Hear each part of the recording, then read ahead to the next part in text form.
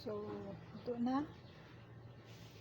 So, naglutaw na mga bilo-bilo. Kana, ng violet. Naglutaw na siya. So, once maglutaw na siya,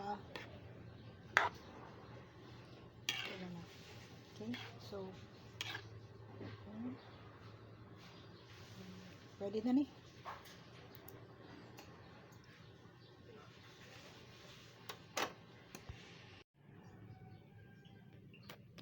Kamote atong latan, bisan unsa nga color nga kamote pwede kayo. So latan na nato una karon humok siya. So depende ang tubig sa gidaghanon sa inyong kamote. So punan pa nato. Nagbutang na tag 1 cup of water, punan na pa nato. Kana sakto na kay butangan pa man na og tuno or gata later. So maglata sa taog kamote. Okay, so muna ang landang, pink na landang, kay gusto ko pink na binignit. So, naay plain. So, kani kay pink, para pink ang color sa tuang binignit. Okay. Okay. Karon sa gula na sa ugata. Wad na nato tanan.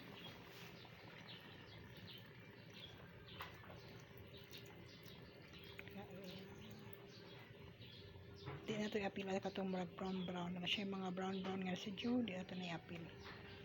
So there, and then kayo na ito kadyot.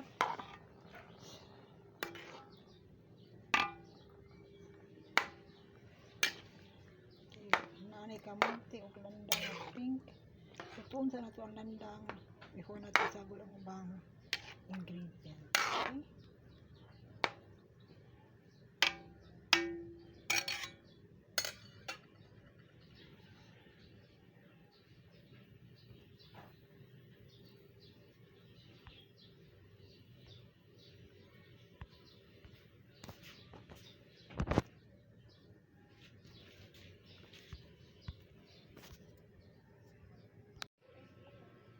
Karon mag-add na ta sa tong pre-boiled sago. So pre-cook na siya. Karon dali siya maluto. Okay. There. Ito kayo isagol na nato ang tuang sago. So pre-cook siya, so half cook bale atong sago. Okay. There na siya color.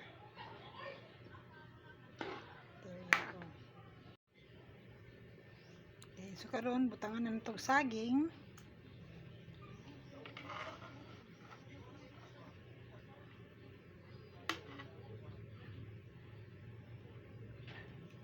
Kayo na to. Na siya saging.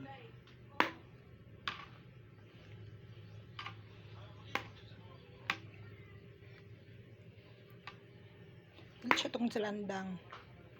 Okay po si Tagalog sa landang, basta landang siya. Kayon.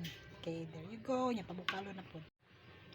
So basta may buong mo unsa ni mo ni tawag bilo-bilo. So this is glutinous rice flour gipon na tubig nya gimuglingin. Mura po ni ang himuang palitaw. Kada po sa masi muna siya. So violet kay gibutangan ako coloring na violet. Okay?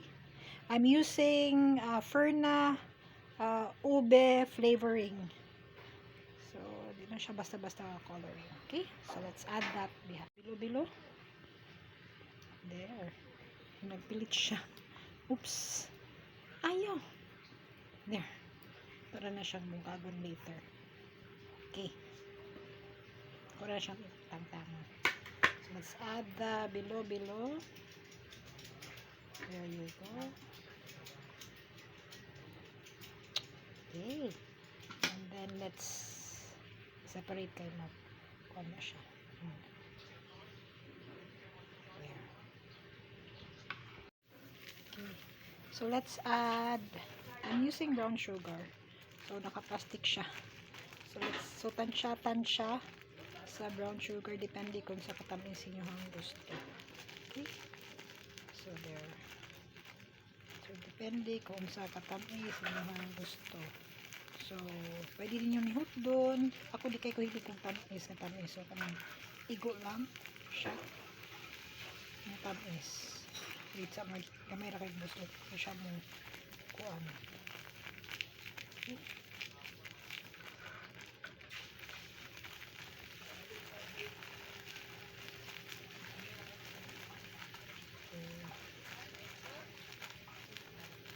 So, pwede 1/4 cup, pwede 1/2 cup, depende kung sa katamison. So, usually ako gamiton is 1/2 cup. Hindi kay ko hilig og tamis. So, papuna rin ako sa kong mga anak o bana kung ganahan sa tamis kayo. Kaya ako di dyan ganahan og grabe ka tamis. Kung gusto, pwede gani at ka ng tabang, pero papoy lang niya. So, it depends upon how tamis niya ang gusto. Okay? There. So, for this recipe, I'm using 1 cup. Ganun siya. 1 cup. So, tilawin ninyo. Kanya, pud ilang, depende sa yung desired taste. Okay? And then, let's mix this.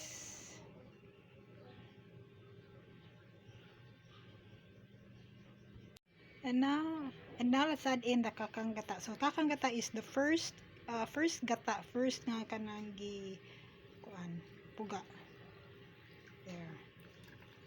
Okay. Na, isagol na to na. Then, let it simmer for a couple of minutes. Then, ready na to ang minignit na may bilo-bilo. Okay.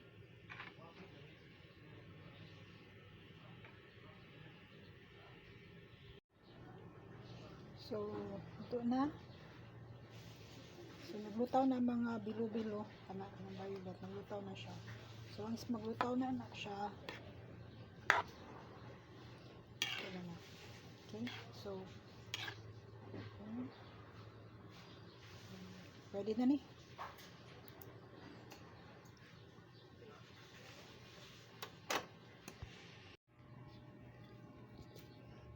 So, muna ni siya. With bilo-bilo.